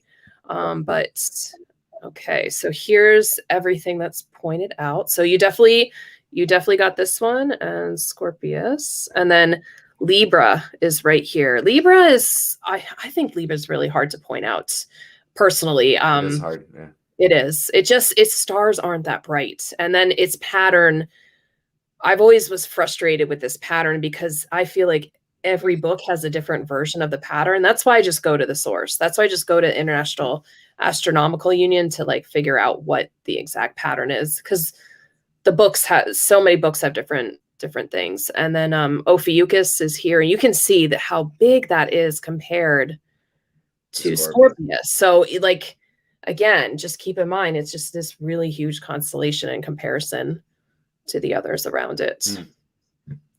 We have a question in the chat here. Maybe we can take before we go to the next one. I'm not sure what this means, but it might be at a higher level than. Yeah. I actually feel like I have a picture that can describe that. The plane of the galaxy and the plane of the solar system, they are different in the sky. There is a specific picture, and I want to kind of pull it up. So I'm best describing things with pictures. So let me just look this up quick. And then Marty, I might have to switch. Are you working off of 2 screens at home? I'm not. I'm working off one screen. Okay. That's fine. Yeah. But you could probably, you know what you can do if you move to the next slide, because you've only shared that window, right? Move to the next slide so we can start the patterns, and then you can go ahead and probably look at the other stuff, and we'll see, and we'll come back to that question. Sure. So, okay. Once again, folks at home, if you have an idea of what star pattern we're looking at, you can drop it in the comments. I'm actually not 100% sure here. I think I know what it is now. I think I know what it is. That's another thing too, as you're, depending on the pictures that you have, the constellations will be flipped around a little bit. And that can be that can add to the challenge. So do you think you know what this one is? Yes, I believe that's Lyra as well. Very good. Yeah, that's Lyra. All right. Now I think this one will be challenging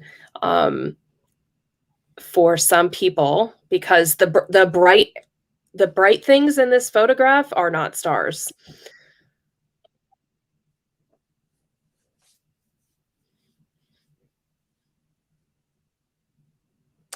But there is the Milky Way in this, and kind of look where it's the most dense.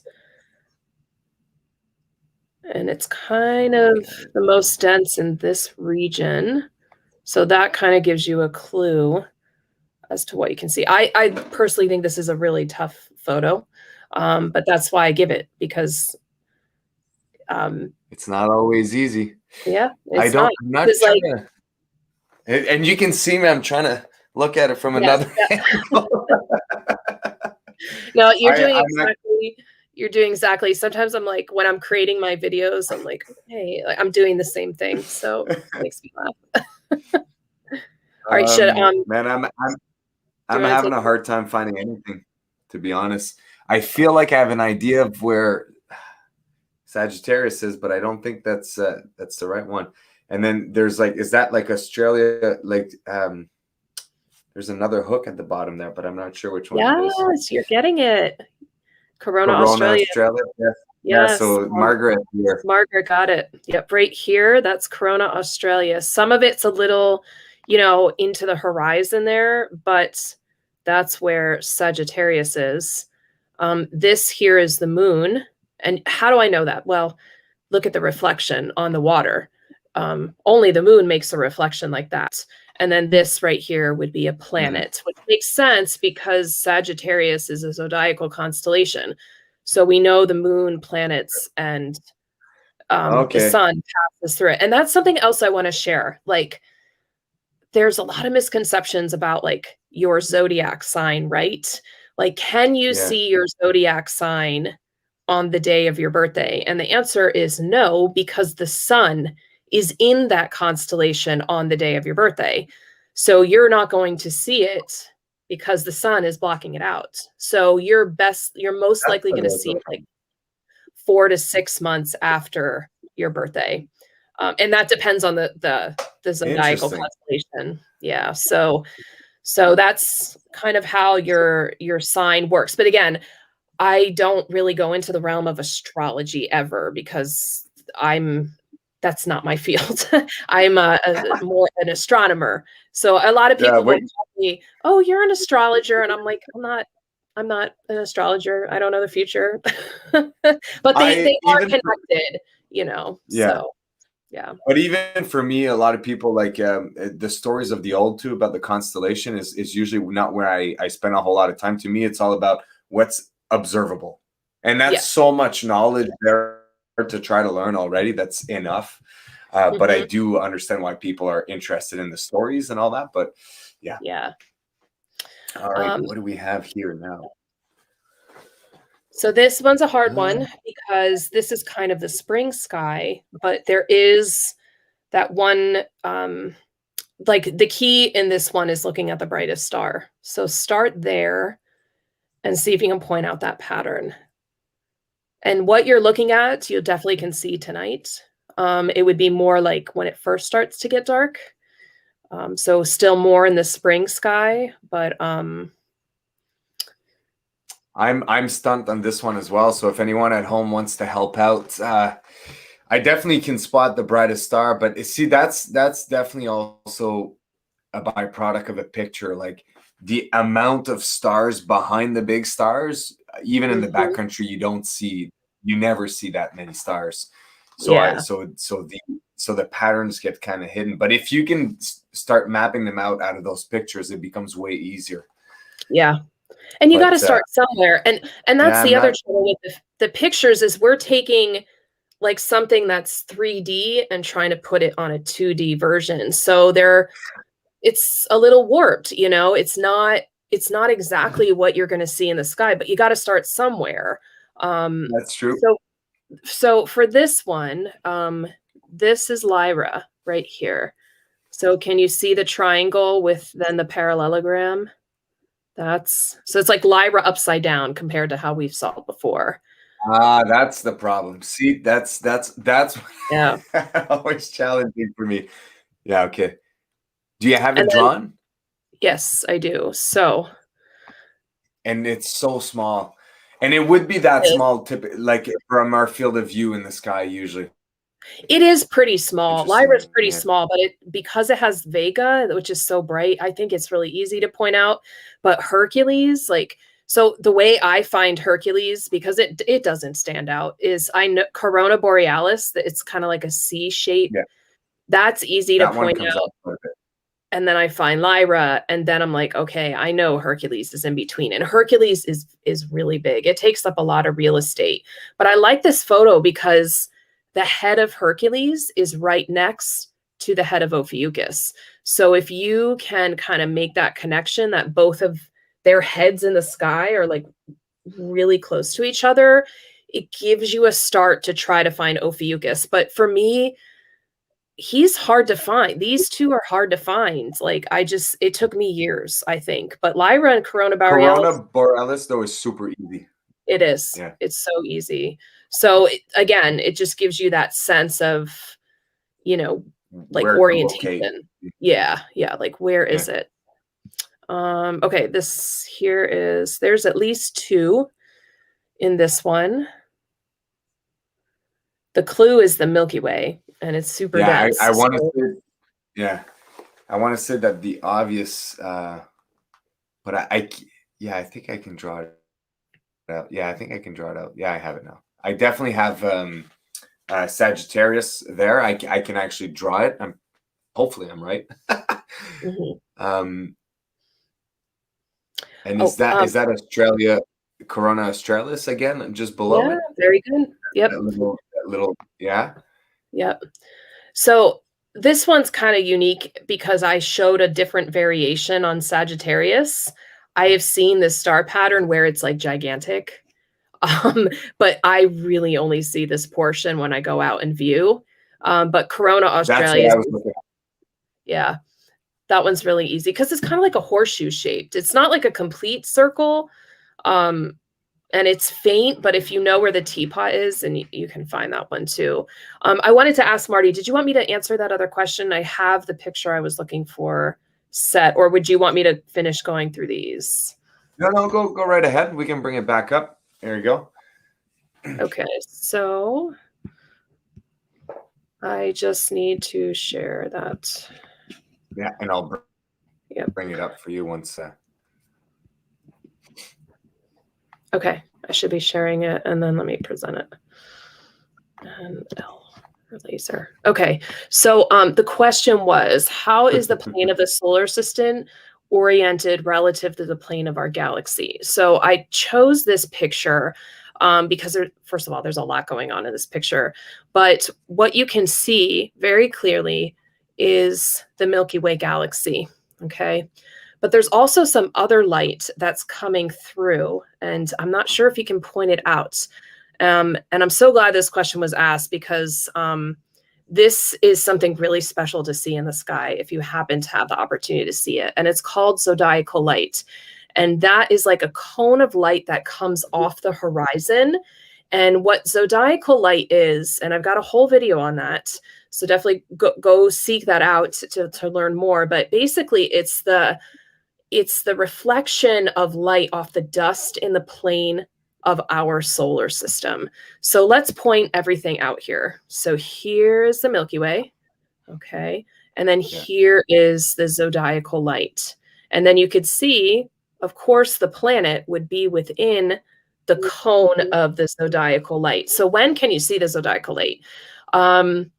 I've seen it a handful of times, and it is gorgeous. And it's when you're in really dark skies and close after sunset. Like you can kind of see we're kind of in sunset time here right afterwards. So that's a great time to see it. And then early morning, like before the sun rises.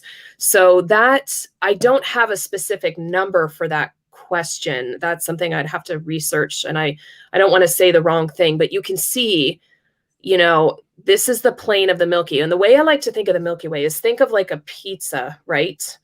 Like the shape of the Milky Way as like this pizza, okay? But imagine you're the anchovy on the pizza. That's like our perspective of where we are in the Milky Way galaxy, right? So that's, so this is kind of our, you know, that's the plane of our solar system right there, where that's where the Milky Way is. So I have a picture to demonstrate that. Yeah, as opposed to a number, because I don't know the number off the top of my head. That's something I'd have to research. But you can see other cool stuff in here, like, you know, light pollution and a comet and a meteor. But yeah,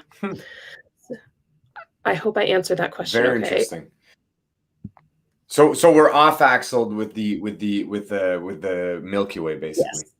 Yeah, and we're about like, the solar system's about 2/3 of the way from the center of the Milky Way. Right. So we're like in the outer arms. Yeah. Yeah. All right. So where there's less turbulence. Yes. Mm-hmm. All right. I'm going to share that other, go back to the other one. There we go. There we go. Yes. All right. Okay. So I know you guys have seen this picture a few times already. Yes. There is a planet in here as well. The planet in there, yeah. So we've got, I think Scorpius is pretty obvious there, and then off of Scorpius to the left, you'll have the teapot, but you're missing the rest of Sagittarius, yeah. Yes. Yep. Very good. And then Ophiuchus Again, he's not in there the whole way because he's so huge. But if you know where Scorpius is, you know Ophiuchus is right above him. And I put that picture of what Ophiuchus looks like. Okay, how about this one? How about that one? There's so many stars on that one. That's No, this is one of those like expectation versus reality, like memes that come to mind, right? Like this is like what you would expect. This is not necessarily reality. I want to say that the blue giant there would be Vega, so we would be in Lyra, but I can't draw it. You know what I mean? Yeah, and it's so just because of what we've been looking at. I know that yeah, this is not Lyra. It's not Lyra, huh? Mm-hmm. But it's this bright star here is a part of the summer triangle asterism. Oh, okay, no, that's the cross. Yep. There. Yeah. Okay, yeah, I see it now. Okay, yeah. But what's the name of that again? I can't remember.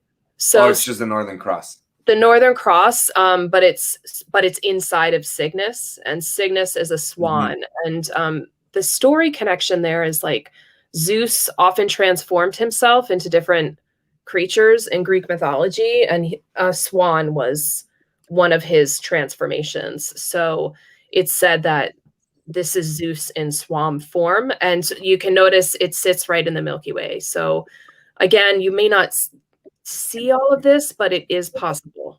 It is possible. Okay, this one. All right, what do we have? This is challenging, but there's a lot going on here. There's a lot of constellations in here. This is when I realized I have so much work to do still. But that's the fun part of it. It never ends. Yes. It never ends. Yep. Well, how about, can you find the brightest stars? Well, I can definitely identify the Milky Way. That's pretty. Yes, good. Dead on. Now, the brightest stars after that, I mean, I don't know, like in relative, like kind of middle top right, if you will. There's a bright star there. Yep. So I'm going to do this. Can you see it now? Oh, okay, yeah. Now I see that. Yeah, now I see. So that's Cygnus, so the Northern Cross. Yep. And then that means that the one to the bottom right there, that would be Vega there? This is Vega, and then that's Lyra that I'm circling. Yeah. So if you know this is Deneb, that's the right. tail of the swan, Vega, then this is Altair. So this is Aquila, which I think Aquila is easier to see in this photo than some of the other ones I showed you. Yeah, because you can see kind of the peak like that, right? Yeah. Yeah. Like the little bit of almost the beak at the top, I call it. Yes, yeah, like the beak. Sometimes they say like Altair's the eye of the eagle. I mean, sometimes I see a beak. But there's that summer triangle, and then that's there you go. Yeah. Yeah, that's where, and again, I think Draco's really hard to see. You're only seeing like a portion of it. Hercules, really tough to see. But that gives you, like, if we go back, it gives you that, like, yeah, you can see how much brighter this is compared to Hercules. And for Hercules, I imagine an H right here.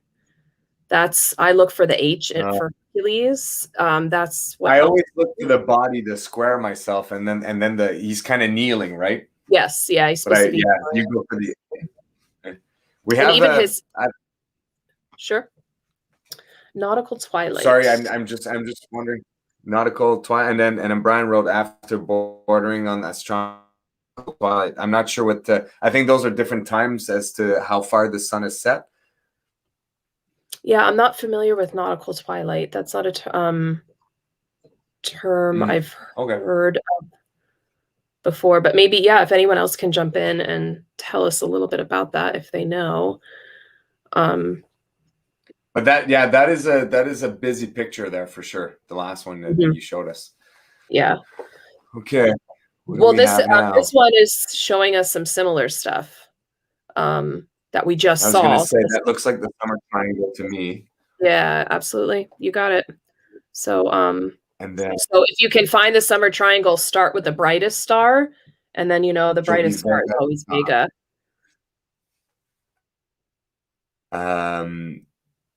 So Vega at the top, but I'm having a hard. Okay, no, I have the pattern now. Okay, that's fine. Vega's fine, and then bottom right, that will be, or the left there. I'm trying to see. Okay, the bottom right is Aquila. I can see kind of the Yep. peak, Mhm. the beak. Is that accurate? You can Okay, see the beak. and then Yeah. yeah, and then to the left, it's going to be the summer cross, which is Cygnus. Yep. Very good. So there's the summer triangle. It's having to learn it under pressure, Janine, that helps. Yeah. You're going to be an expert now when you go out. You're going to just know where everything is. Know it. Oh, Delphinus. I didn't talk about that one. That's kind of like a late summer into early autumn, but Delphinus is like this cute little constellation. Delphinus representing a dolphin, and it looks like a little parallelogram with the tail on it, but he's kind of in between those two. And this one's surprisingly easy, tiny, but easy to point out. So he's this one. Okay, I'm like, what am I looking at here? Oh, yeah, okay, I see it. There's three. There's at least three in here.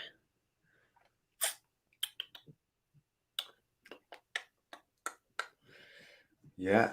Okay, I see. Okay, so I see. We call it Corona Australis there at the bottom left. You got it. That means Sagittarius, so the teapot's going to be somewhere above it, pointing into that Milky Way is pretty faint on that picture. It is. It is. So this is more of like a realistic picture of what some people will see. That's why I like this photo, because most of us aren't going to see the Milky Way, unfortunately. And then and see that's the part that I'm having fun is although I can't always see everything, I can kind of know where things are. So if honestly I can't really draw the teapot right now for whatever reason. I can't see it, but I know that okay, here you go. And I was going to say, I know that off to the right of that, Scorpius had to be there somewhere. And then if you know where these two are, you know Ophiuchus is up here, but I definitely can't point it out in this. It's most of it's off the screen anyway. I think this might be my last one. Let me just check. All right, so a lot going on here again. Yeah. So again, I always find like that Corona Australis at the bottom right is that one points right out to me. Mm-hmm. And then you see me spin around again. Okay, now I definitely see the hook there. We just said it. Scorpius, right? You see the three top at the bottom and the hook coming down. That's fine. That means Sagittarius will be somewhere to the left of that. Yeah, and then this you can probably see that's a star cluster right there, and it lays. Yeah, there's Sagittarius, and there's some other cool like the Trifid Nebula and the Lagoon Nebula. Those are things totally visible in a dark sky. And then how about over here? Are you able to see? I was gonna say then the summer triangle is there. So we've got Lyra at the top. Bottom right will be Aquila, and then we have Cygnus to the left there.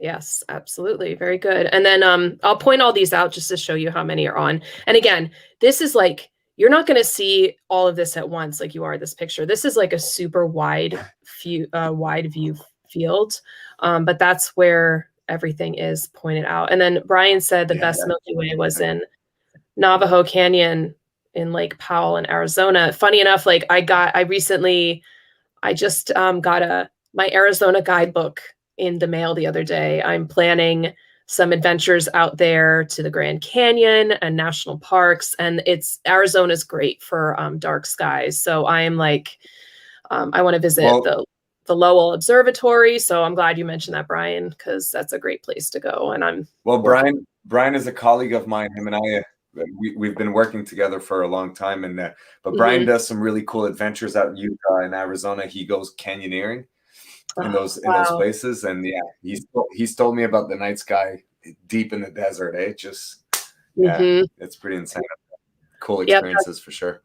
in the next year, I'm going to be going out there, just because I mean, I have some family out there as well. So I definitely didn't travel as much with the pandemic. So I kind of want to make up for lost time and get out there and see some other places. So we've got another beautiful summer triangle here on this one. Yep, very good. And, Summer yeah, triangle. and then so Lyra is going to be at the top, Aquila at the bottom right, which you barely see any of it. Yeah, you're not seeing much of it there, but I think it's a great shot of like Lyra. You can really see that pattern. It's a great shot of the triangle for sure, with Yeah. the summer cross there. Very well. Nice. And then Cygnus, I like this because it shows you that it sits all in the Milky Way. So there's a lot to see if you have magnification. And then what's a fun fact about Cygnus? The first black hole ever detected was found in Cygnus. It was called Cygnus X1. And then I have a personal connection to this star. I have a whole video on it. And this star right here is called Albireo. And if you zoom up on in it, it's an optical double, and it's a gold and blue star together. And I named my cat after that star because he has one blue eye and one golden eye. So I try to show him on camera when I can, because I'm always like referencing, my cat Albireo. But it's such a beautiful star because it's very clearly a blue and gold star right next to each other. It's a great, and it's kind of like in the middle of the summer triangle, if you think about it, but I think this might be my last. Very cool. The last one. Yeah, this is the last one. And and we're still with Lyra here. Yes. I think so, at least. Yeah. Yep. Very good. You know what? Just going, I walked into this presentation with very little knowledge to the summer sky, and just going through all these pictures. That's when I said, this is probably, in my opinion, one of the best teaching method that you use constantly. I love that.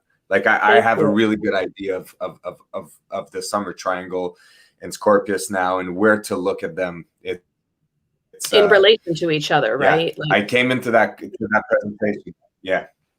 I came into that presentation. I couldn't have pointed them out. So that's very cool. And was that the last one, Janine? That was. I just have some resources listed. These are the kinds of things that I use. Brian's saying, "Can pack you in my tent?" Yes. I need to get to Arizona and Utah. Absolutely. That's something I need to, that's like one of my missions this summer is I do so much work on the computer, making all this content, but I need to go out and practice what I preach and just get out there. And, my sister and I, we've got some cool adventures planned. We're going to go to Cherry Springs State Park.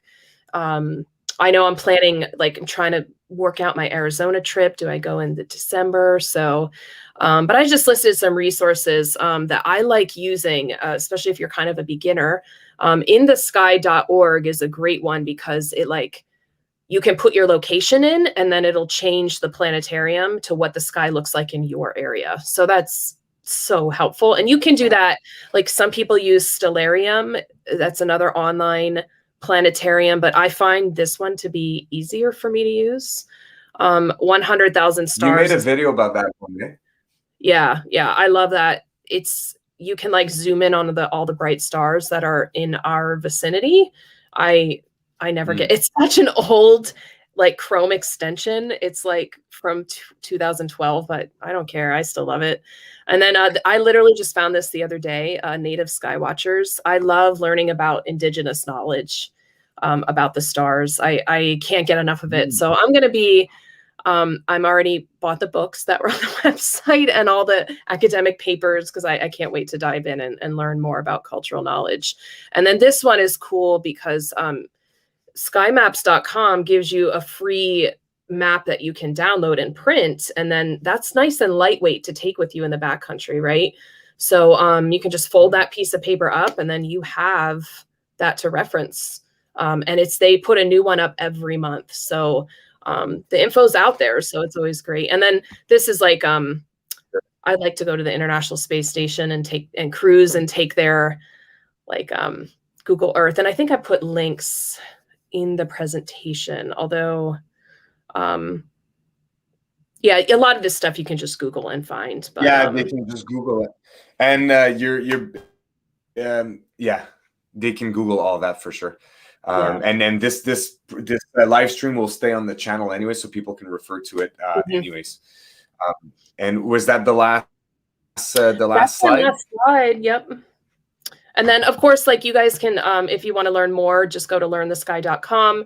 I post blogs on there. You know, it's kind of like pick your poison, right? Do you want to learn off YouTube? You can go to my website. You can take classes. You can download some stargazing starter guides. I've got, you know, you pick what's right for you. And, you know, I'm always creating new content. I do happen to be, I'm going to be actually taking a break in the next couple months just because as a teacher, I need my summer break, and I'm going to be going into research mode. And all kinds of other professional development I'm doing over the summer. So, but I've always got new stuff coming out. And because for me, it's like, I just want to keep learning about it. And I just love sharing it. I love the idea of like teaching 24/7 to anyone around the world, you know, and yeah, it's so much fun to learn about this stuff.